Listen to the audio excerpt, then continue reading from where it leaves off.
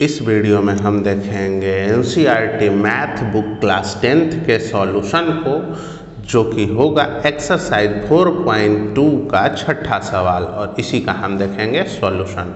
कहता क्या है, प्रश्न पहले देखेंगे। कहता है एक कुटीर उद्योग एक दिन में कुछ बर्तनों का निर्माण करता है। एक विशेष दिन यह देखा गया कि प्रत्येक नग की निर्माण लागत रुपयों में अगर बात की जाए तो उस दिन के निर्माण किए गए बर्तनों की संख्या के दुगने से 3 अधिक है। यदि उस दिन की कुल निर्माण लागत 90 रुपये थी तो निर्माण जो किया गया यानी कि जो निर्मित बर्तनों की संख्या और प्रत्येक नग की लागत ज्ञात कीजिए। भाई इसमें हमारे पास कुछ भी नहीं दिया हुआ है सिवाय मानने के, ठीक है।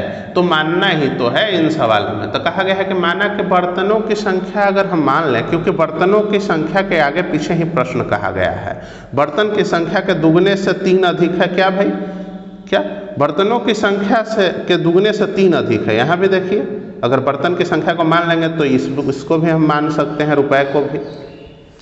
चलिए तो हम इसको शुरू करते हैं बनाना और देखते हैं किस प्रकार से हल किया जाएगा।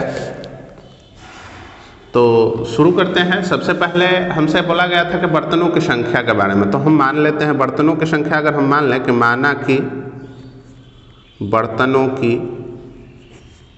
संख्या, तो बर्तनों की संख्या अगर हम मान लें XYZ कोई भी चर वैल्यू अगर मान लें आप, तो माना कि बर्तनों की संख्या =X।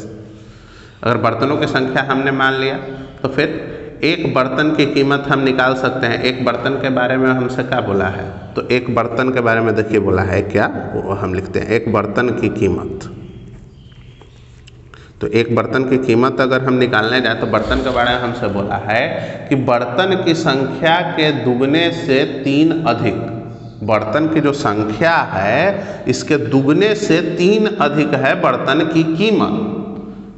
तो हम बर्तन की संख्या मान रखे थे X, इससे दुगना किए, इससे 3 अधिक कर दिए, ये हो गया हमारा बर्तन की कीमत।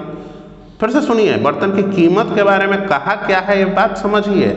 बर्तन की संख्या के दुगने से 3 अधिक है, बर्तन की कीमत के बारे में यही बोला है। चलिए अब आगे बढ़ते हैं।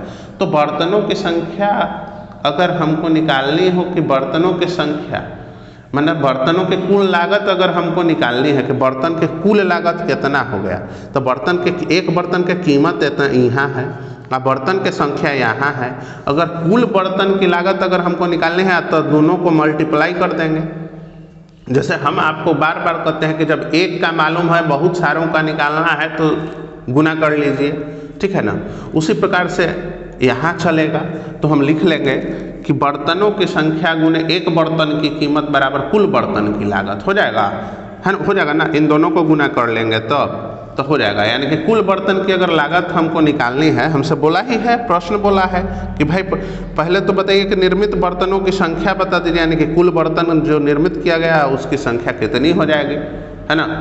चलिए तो आइए हम बात करते हैं X जो एक बर्तन की संख्या है गुने, एक बर्तन की संख्या नहीं है, इसमें बर्तन की संख्या को ही माना गया था X इनटू, प्रश्न हमसे पूछा ही है कि नग की लागत ज्ञात कीजिए। तो नग की लागत ज्ञात करने के लिए हम क्या कर रहे हैं, ये कुल बर्तन की संख्या निकाला हुआ है मेरे पास और एक बर्तन की कीमत लिखा हुआ है, तो हम दोनों को अगर गुना कर लेंगे तो कुल बर्तन की लागत हमारे पास निकल जाएगी, यानी कि कुल नगों की लागत।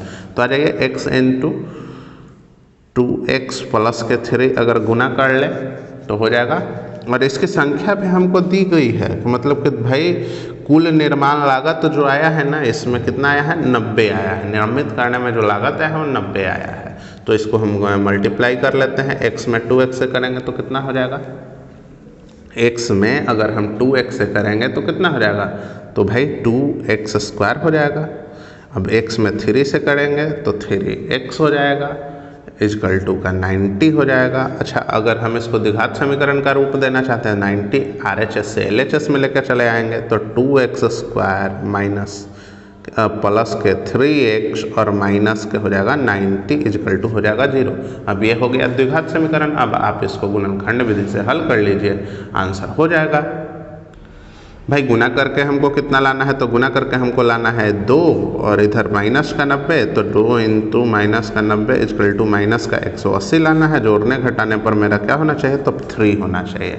चलिए लाएंगे कैसे, तो भाई अगर हम आप 180 को भी पकड़ सकते हैं, 3 को भी पकड़ सकते हैं, किसी को भी पकड़िए, ठीक है ना। तो अगर 180 को पकड़ते हैं तो 15 और 12 इस रूप में तोड़ लीजिए, 15 और 12 के रूप में तोड़ लीजिए। अब हमको ये देखना है कि हमको गुना करने पर माइनस का 180 आना है और जोड़ने पर 3 आना है, ठीक है ना। जोड़ने घटाने पर 3, तो देखिए अगर ऐसे घटेगा तो 3 तो आ जाएगा, लेकिन अगर हम इसके साथ भी माइनस और इसके साथ भी माइनस रखें तो हो जाएगा क्या, नहीं। ऐसे देख लीजिए, माइनस माइनस तो प्लस हो जाएगा, लेकिन कैसे होगा, तो प्लस का अगर हम इसके साथ 15 रख ले, इसके साथ भी प्लस अगर हम रख लें तो हो जाएगा। देखिए यहाँ पे हमको गुना करने पे माइनस का 180 लाना है और जोड़ने घटाने पर 3 लाना है, हमको यही डिसाइड करना है। तो हमारे पास 15 है और 12 है, बताइए कि किस प्रकार से ना गुना करें हम तो 180 आ जाए, और घटाने पर तो 15 घटाओ के 12 अगर ऐसा रखे तो 3 आ जाएगा। तो माइनस का 180 इसको लाना है हमको, कैसे होगा, तो माइनस का 12 अगर हम इसमें कर दे तो प्लस माइनस हो जाएगा माइनस। अब इसमें 15 में 12 से गुना करेंगे 180, और यहाँ 15 में माइनस 12 को घटा देंगे तो 3, तो ठीक है, यानी 15 प्लस में माइनस का 12 हो जाएगा यहाँ साथ के साथ। आ जाइए अब इसको हम लिखना शुरू करते हैं। तो 2x स्क्वायर प्लस के 3x माइनस के 90 इक्वल टू 0, ये हमारा प्रश्न था। आगे अगर हम लिखें तो 2x स्क्वायर प्लस का जो 3x है यहाँ हम लिख दें कि प्लस का 15x माइनस का 12x माइनस का 90 इक्वल टू 0।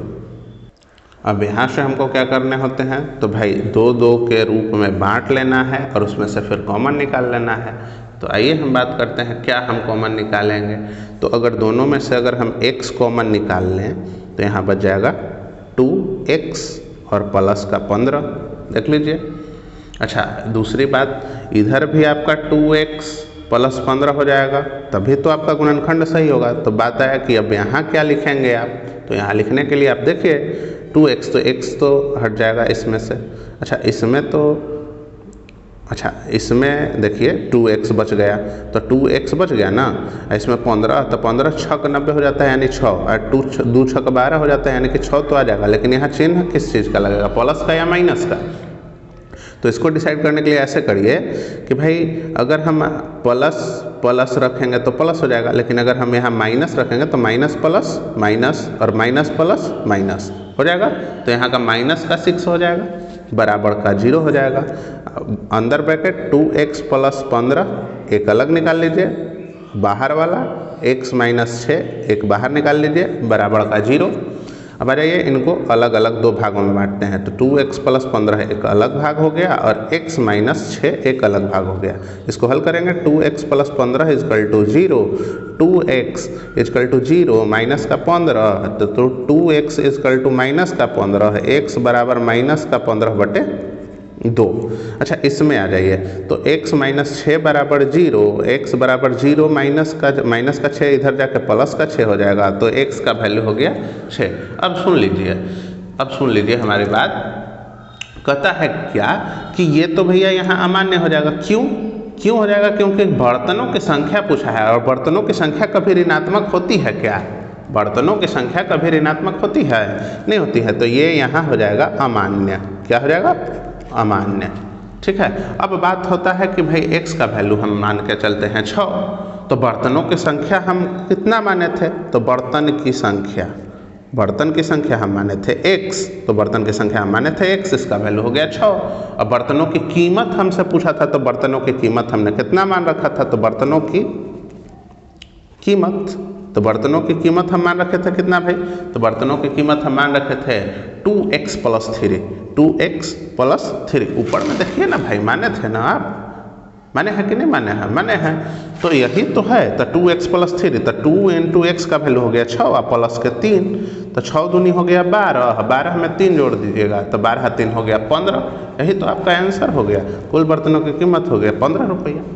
ठीक है, मुझे उम्मीद है आपको ये प्रश्न समझ में आया होगा। अगर आपको किसी भी प्रकार के परेशानी हुई हो इस प्रश्न को समझने में तो आप हमें कमेंट बॉक्स में अपना सवाल या सुझाव देना नहीं भूलेंगे। तो मिलते हैं। अच्छा, एक बात और कि ये जो चैप्टर है ये इस चैप्टर का अंतिम प्रश्न था, तो ये चैप्टर हो गया हमारा ख़त्म। अब मिलेंगे हम अगले नए चैप्टर में 4.3 में। तब तक हंसते रहिए, मुस्कुराते रहिए, शेयर करते रहिए और पढ़ते रहिए। जय हिंद, वंदे मातरम।